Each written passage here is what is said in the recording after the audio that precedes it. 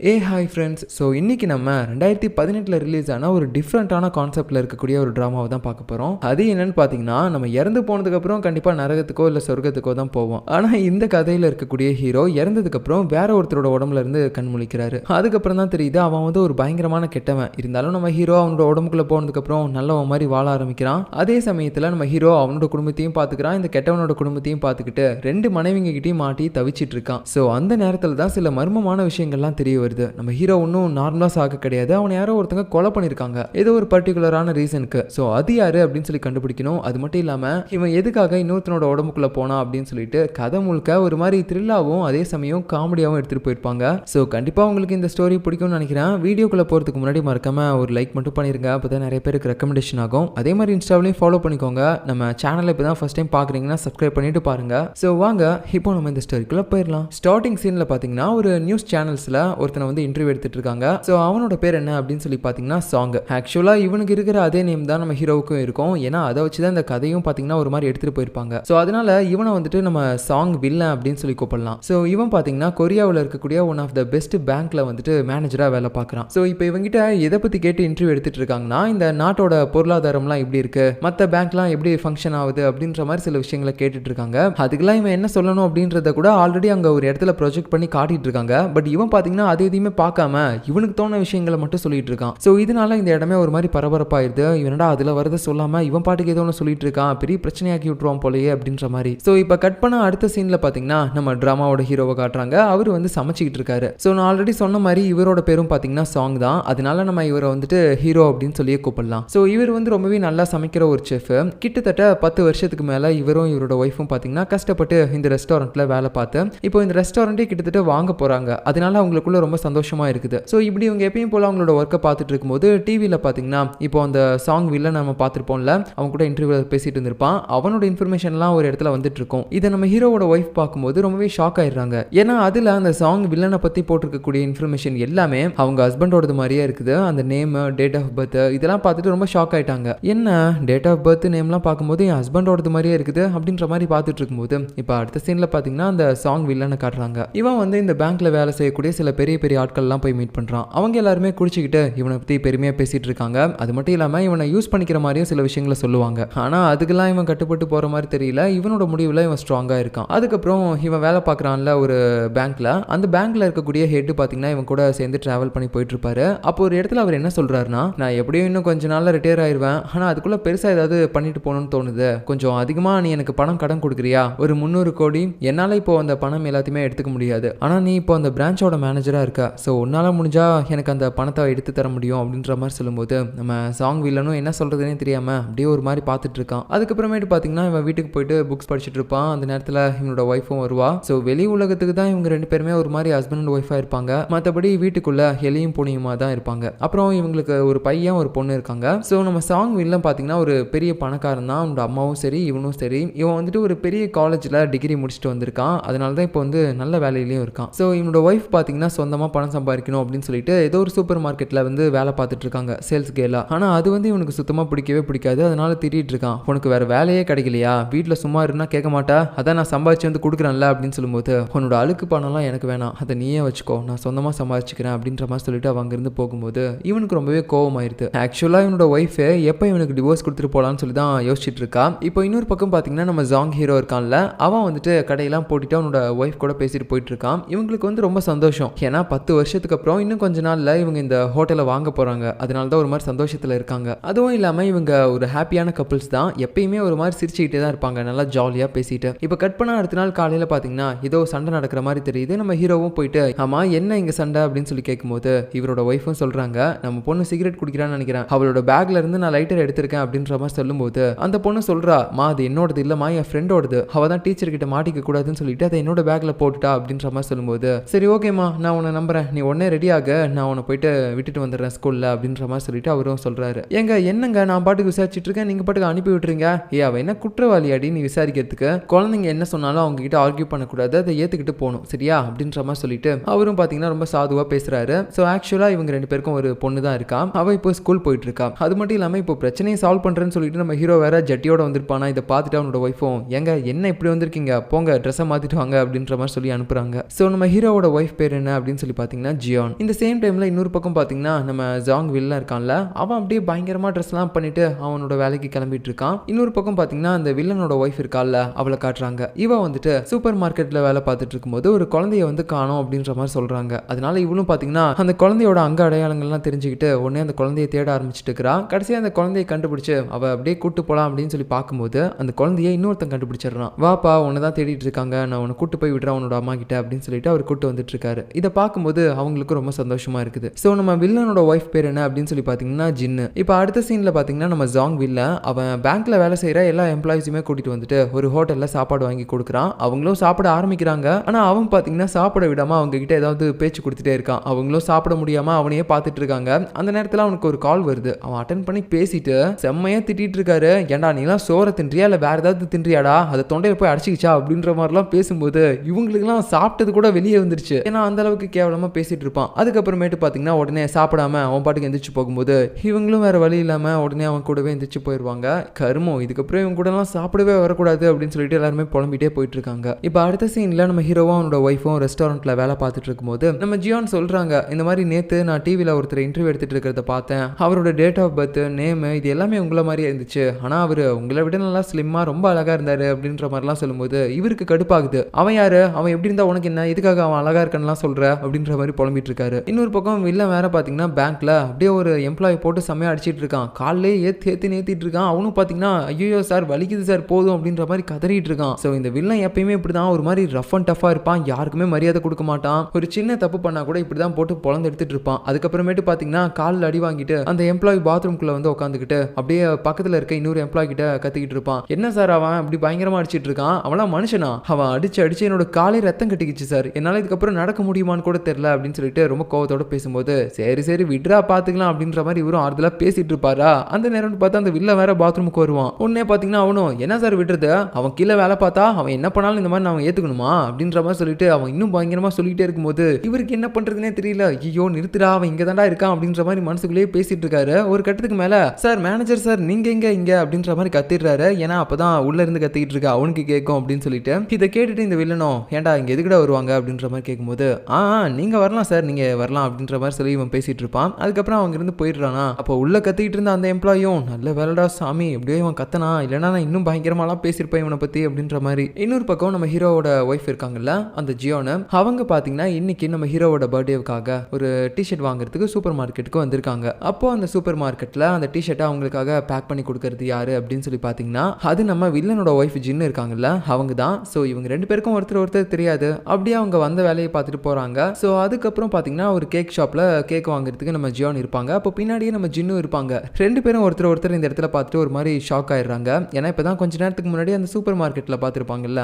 அதனால. ஸோ நம்ம ஹீரோவுக்கு இன்னைக்கு பர்த்டேனா அந்த வில்லனுக்கும் இன்னைக்கு தான் பர்த்டே. ஏன்னா ரெண்டு பேருக்கும் ஒரே டேட் ஆஃப் பர்த் தான். இப்போ இந்த பக்கம் பாத்தீங்கன்னா நம்ம ஹீரோவுக்கு செம்மையா பர்த்டே பார்ட்டி கொண்டாடுறாங்க. அவர் வேலையை முடிச்சு வீட்டுக்கு வந்ததுக்கு அப்புறம் நல்லா என்ஜாய் பண்ணி அந்த பார்ட்டியை கொண்டாடிட்டு இருக்காங்க. ஆனா இன்னொரு பக்கம் பாத்தீங்கன்னா இந்த ஜாங் வில்லன் வீட்டுக்கு போகாம வேற ஏதோ ஒரு பொண்ணோட வீட்டுக்கு வந்திருக்கான். அதுவும் இல்லாம அந்த பொண்ணு கூட ரொம்ப க்ளோஸா வேற இருக்கான். ஸோ ஆக்சுவலா இவன் இந்த பொண்ணு கிட்ட அஃபேர்ல இருக்கான் போல. இந்த பொண்ணு ஆக்சுவலா இவனோட பேங்க்ல வேலை செய்யக்கூடிய ஒரு எம்ப்ளாயி தான். ஸோ இவன் இந்த மாதிரி இந்த பொண்ணு கூட ஒரு மாதிரி ஜாலியா இருக்கும்போது இன்னொரு பக்கம் பாத்தீங்கன்னா இவனோட ஒய்ஃப் ஜின்னு அப்படியே பர்த்டேவுக்காக கேக்லாம் ரெடி பண்ணி வச்சுட்டு உட்காந்துட்டு இருக்காங்க. இவன் வருவான்னு சொல்லிட்டு. பட் ஒரு கட்டத்துக்கு மேலதான் அவங்களுக்கு புரியுது அவன் கண்டிப்பா அவளோட தான் இப்போ ஒன்னா இருப்பான் அப்படின்னு சொல்லிட்டு. ஏன்னா இவங்களுக்கும் அந்த உண்மை தெரியும், நம்மளோட ஹஸ்பண்ட் வேற ஒரு பொண்ணு கூட அஃபேர்ல இருக்காரு அப்படின்னு சொல்லிட்டு. ஸோ இத்தனை கொடுமையையும் தாங்கிட்டு தான் இவ்வளோ நாளா அவங்க கூட குடும்பம் நடத்திட்டு இருந்திருக்காங்க போல. இப்போ அடுத்த நாள் காலையில பாத்தீங்கன்னா நம்ம ஹீரோ இந்த வில்ல வேலை பார்க்கக்கூடிய அந்த பிரான்ச்சுக்கு வந்து லோன் கேட்டு வந்திருக்கான். அப்போ அந்த இடத்துல இருக்கக்கூடிய ஒரு எம்ப்ளாயும் பாத்தீங்கன்னா இவனோட அக்கௌண்ட் டீடைல்ஸ் எல்லாத்தையுமே செக் பண்ணி பார்த்துட்டு சார் இல்ல சார் உங்களுக்கு எங்களால் லோன் கொடுக்க முடியாது, ஏன்னா நீங்க இப்பதான் ரீசெண்டா லோன் எடுத்திருக்கீங்க அப்படின்ற மாதிரி சொல்லிடுறான். இவருக்குன்னா ஒண்ணுமே புரியல.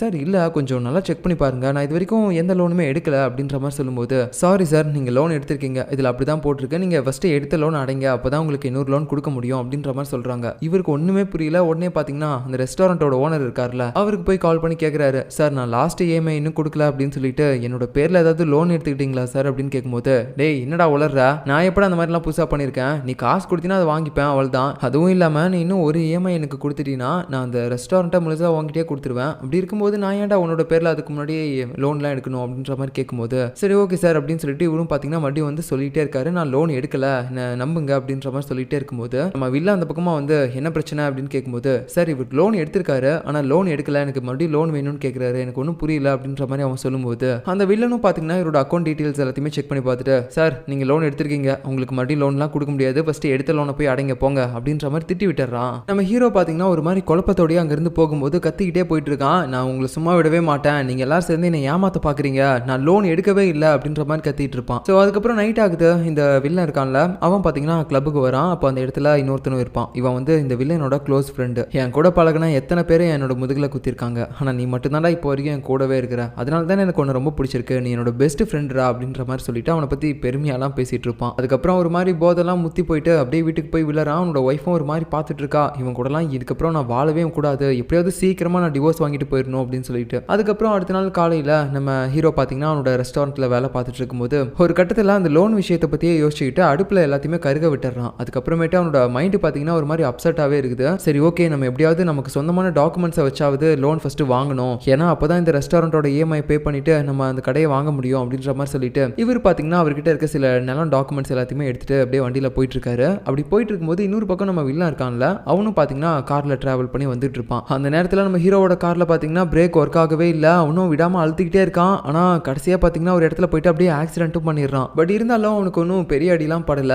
இந்த சேம் டைமில் இந்த வில்லன் காரில் வந்துட்டு இருப்பான்ல அவனும் பார்த்தீங்கன்னா தெரியாமல் ஒரு கார் மேலே டக்குன்னு போய் மோதி அப்படியே கீழே விழுந்து பயங்கரமாக அடிபட்டுருது அவனுக்கும். நம்ம ஹீரோவை விட இந்த வில்லனுக்கு தான் செம்ம அடிபட்டுருக்கு. 2 பேரையுமே ஹாஸ்பிட்டல் அட்மிட் பண்ணிடுறாங்க. ஸோ அந்த வில்லன் பார்த்தீங்கன்னா இப்போ கோமா ஸ்டேஜில் இருக்கான். அவன் ஒன்று பொழைக்கலாம், இல்லைனா கடைசி வரைக்கும் இந்த கோமா ஸ்டேஜ்லேயே இருக்கக்கூட வாய்ப்பு இருக்குது அப்படின்ற மாதிரி டாக்டர்ஸ்லாம் சொல்லிடுறாங்க. ஸோ இதனால அந்த வில்லனோட அம்மா அதுக்கப்புறம் அவனோட சிஸ்டர் இவங்கெல்லாம் பயங்கரமாக அழுதுகிட்டு இருக்காங்க. அந்த ஒய்ஃப்காரிக்கும் என்ன சொல்கிறதுனே தெரியல, அவளும் ஒரு மாதிரி ஷாக் ஆகி இதை பார்த்துட்டு இருக்கான். அந்த நேரத்தில் அந்த அம்மா இருக்கான்ல அவள் பார்த்தீங்கன்னா இந்த ஜின்னை போட்டு பயங்கரமாக அடிக்கிறா. எல்லாமே உன்னால தாண்டி, நீ என்னோட பையனை சரியாக பார்த்துக்காம விட்டதுனால தான் அவனுக்கு இப்போ ஆக்சிடென்ட் ஆயிடுச்சு அப்படின்னு சொல்லிட்டு பழியை கொண்டு வந்து இந்த ஜின் மேலே போடுறாங்க. அவளும் என்ன பண்ணுறது, பெத்த தாயே பையன் இப்படி கிடக்கிறத பார்த்தா லூஸ் மாதிரி தான் பேசுவா அப்படின்னு சொல்லிட்டு எல்லாத்தையுமே கேட்டுட்டு சைலண்டாகவே இருப்பா. இன்னொரு பக்கம் நம்ம ஹீரோ இருக்கான்ல அவனுக்கு சில மைனரான ஃப்ராக்சர் தான், அதனால சீக்கிரமாகவே அவன் சரியாயிருவான் அப்படின்ற மாதிரி டாக்டர் சொல்லிட்டாங்க. இதனால அவனோட ஒய்ஃப் ஜியானும் பார்த்தீங்கன்னா பக்கத்துலேயே உட்காந்துட்டு இருப்பாங்க. எல்லாமே சரியா போயிடும், நீங்கள் கூடிய சீக்கிரம் டிஸ்சார்ஜ் ஆயிருவீங்க அப்படின்ற மாதிரி ரொம்ப அன்பாக பேசிட்டு இருக்காங்க.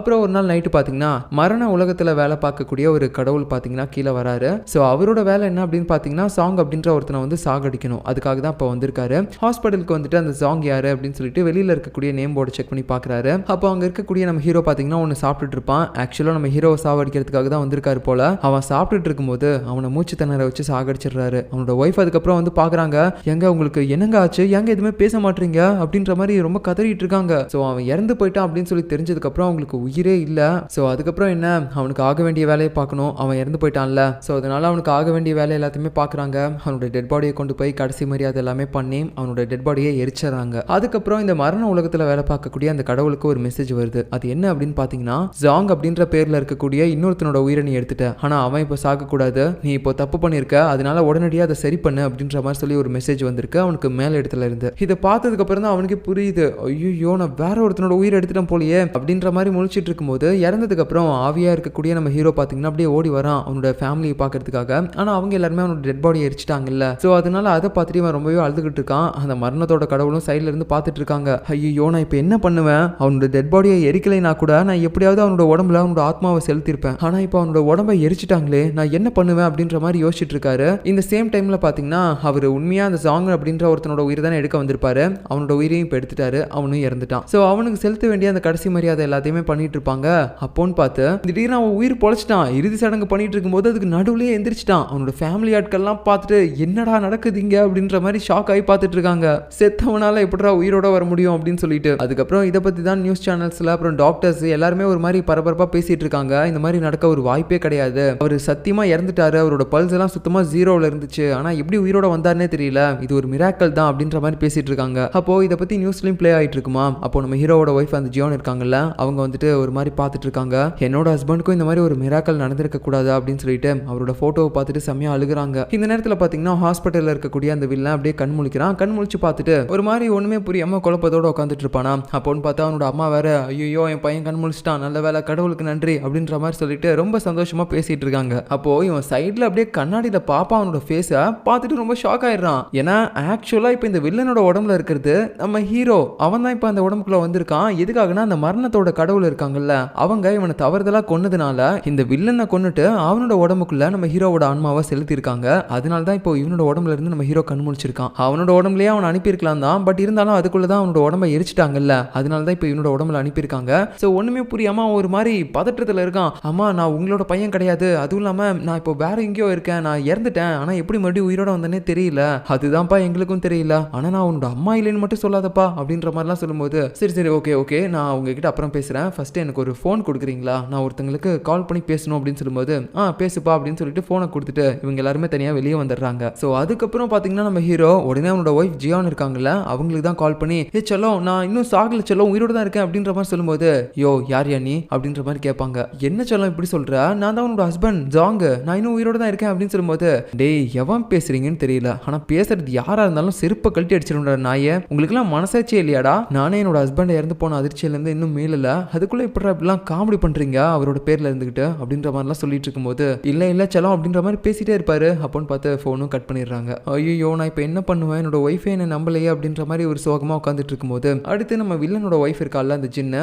அவ உள்ள வரும்போது நீங்க யாரு அப்படின்ற மாதிரி கேட்பான். அப்போ அந்த ஜின்னு என்ன நினைச்சுக்கிறான்னா இவன் ஆக்சிடென்ட்க்கு அப்புறம் பழச எல்லாத்தையுமே மறந்துட்டான் போல, அதனால தான் இப்படி கேட்கறான் அப்படின்னு சொல்லிட்டு நான் உங்களோட ஒய்ஃப் அப்படின்ற மாதிரி சொல்லிட்டு இருக்கா. ஸோ அதுக்கப்புறம் அந்த வில்லனோட ஃப்ரெண்டும் வந்துட்டு என்னடா உனக்கு இப்படி ஆயிடுச்சு அப்படின்ற மாதிரிலாம் சொல்லி பேசிட்டு இருக்கும்போது நீ யாருடா அப்படின்ற மாதிரி ஹீரோ கேட்கும்போது டேய் நான் தானே உன்னோட பெஸ்ட் ஃப்ரெண்டு, நீ என்ன எப்படா மறக்கலாம் அப்படின்ற மாதிரி அவனும் பேசிட்டு இருக்கான். அதுக்கப்புறம் பாத்தீங்கன்னா நம்ம ஹீரோ இல்ல நான் இதுக்கப்புறம் இங்க இருக்க கூடாது, நான் உடனடியே என்னோட ஒய்ஃபை பாக்குறதுக்கு போகணும் அப்படின்னு சொல்லிட்டு இவனும் அடிச்சு பிடிச்சி கிளம்பிட்டு இருப்பான். அந்த நேரத்தில் அந்த டாக்டர்ஸ் அப்புறம் அந்த வில்லனோட சிஸ்டர் அம்மா எல்லாருமே தடுத்து நிறுத்துறாங்க. இல்ல உனக்கு இப்போ வரைக்கும் உடம்பு சரியில்லை, நீ எங்கேயுமே போகக்கூடாது அப்படின்னு சொல்லி அவனை தடுத்து நிறுத்திடுறாங்க. வேற வழி இல்லாம அவனும் பாத்தீங்கன்னா இப்போ இங்கேயே இருக்கான். இந்த சேம் டைம்ல பாத்தீங்கன்னா ஒரு போலீஸ் ஆஃபீஸர் நம்ம ஹீரோ இறந்து போனதுல ஏதோ ஒரு மர்மம் இருக்கு அப்படின்னு சொல்லிட்டு அந்த கேஸ்ல ஏதாவது எவிடன்ஸ் கிடைக்குதா அப்படின்னு சொல்லிட்டு அவர் தேடிட்டு இருக்காரு ஒரு பக்கம். இன்னொரு பக்கம் பாத்தீங்கன்னா நம்ம ஹீரோ அப்படியே ஒரு மாதிரி பைத்தியம் முடிச்ச மாதிரி இருப்பான். இந்த நேரத்தில் அந்த ஜின் உள்ள வரா வந்துட்டு உங்களோட பழைய மொபைல் உடஞ்சிருச்சு, அதனால தான் புது மொபைல் வாங்கியிருக்கேன் அப்படின்னு சொல்லிட்டு ஒரு பெட்ல வைக்கும்போது இவன் பாத்தீங்கன்னா நான் வெளியே போகணும், நான் இங்க இருக்கக்கூடாது, நான் போகணும் அப்படின்ற மாதிரி சொல்லிட்டே இருக்கும்போது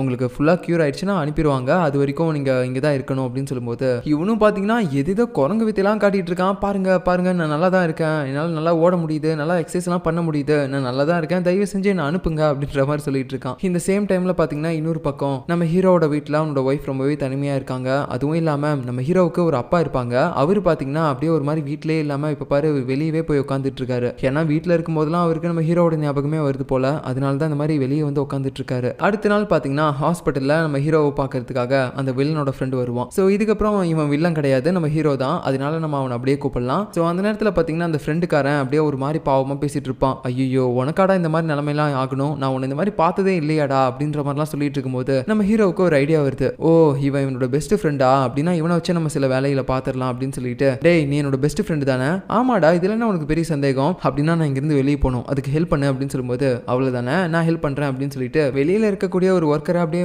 டிஸ்ட்ராக்ட் பண்ணிட்டு இருக்கும்போது அந்த கேப்ல நம்ம ஹீரோ அங்கிருந்து தப்பிச்சு ஓடிட்டு இருக்கான். ஸோ எப்படியோ எல்லாத்துமே தப்பிச்சு இவன் டாப்புக்கு போயிடுறான். அங்கிருந்து ஒரு ஓசை பிடிச்சி இறங்கலான்னு பார்க்கும்போது அதுக்குள்ள இவன் கீழே விழுற மாதிரி தெரியுது. ஸோ இவன் இப்படி பண்ணிட்டு இருக்கிறத பார்த்துட்டு எமர்ஜென்சிக்காக கீழே இவன் சேஃபா லேண்ட் ஆகிறதுக்கு ஏதோ ஏற்பாடுலாம் பண்ணி வச்சிருக்காங்க. ஸோ அதனால இவன் அந்த பைப்ல இருந்து குதிச்சதுக்கு அப்புறம் கூட இவன் வந்து சேஃபா லேண்ட் ஆயிடுறான். அப்புறம் இவன் இந்த இடத்துல இருந்து கூட்டு போறதுக்கு அவனோட ஃப்ரெண்டும் ஹெல்ப் பண்றான். கார்ல 2 பேருமே சேர்ந்து போறாங்க. எங்க போறாங்க அப்படின்னு சொல்லி பாத்தீங்கன்னா நம்ம ஹீரோ அவனோட வீட்டுக்கு தான் போறான். ஆனா அவனோட ஒய்ஃபுக்கு தான் இப்போ இவன் அடையாளம் தெரியாது இல்ல. இவனும் பாத்தீங்கன்னா போன உடனே செல்லம் நான் தான் உன்னோட ஹஸ்பண்ட், நான் இறந்து போயிட்டேன் அது உண்மைதான், ஆனா இப்போ மறுபடியும் வேற ஒருத்தனோட உடம்புக்குள்ள வந்திருக்கேன், நான் தான் செல்லம் ஹஸ்பண்ட் அப்படின்ற மாதிரி சொல்லிட்டே இருக்கும்போது அவளுக்கு செம்ம காண்டாயிருது. அப்படியே இரும்பெல்லாம் எடுத்து இவன் அடிக்கிறதுக்காக வந்துட்டு இருக்கா. உடனே அதுக்கப்புறம் அவனும் அங்கிருந்து ஓடி போயிடுறான் வேற வழி இல்லாம. அப்புறம் பாத்தீங்கன்னா நம்ம ஹீரோ தனியா உட்காந்துட்டு புலம்பிட்டு இருக்கான், எனக்கு மட்டும் ஏன் இப்படிலாம் நடக்குது அப்படின்னு சொல்லிட்டு. ஏய் உனக்கு என்னடா பிரச்சனை, அதான் அவன் ஃப்ரெண்டு பக்கத்திலே இருக்கான்ல, என்ன இருந்தாலும் சொல்லு அப்படின்னு சொல்லும்போது என்ன பிரச்சனைன்னு சொல்லணும் அவ்வளவுதானே, நான் ஆல்ரெடி இறந்து போயிட்டேன்டா, இது வேற ஒருத்தனோட உடம்பு, நான் என்னோட உடம்புல எப்படி வந்தேன்னு எனக்கே தெரியல அப்படின்ற மாதிரிலாம் சொல்லும்போது டேய் சும்மா காமெடி பண்ணாதரா அப்படின்ற மாதிரி அவனும் இதை வந்து சீரியஸா எடுத்துக்காமையே பேசுறான். ஸோ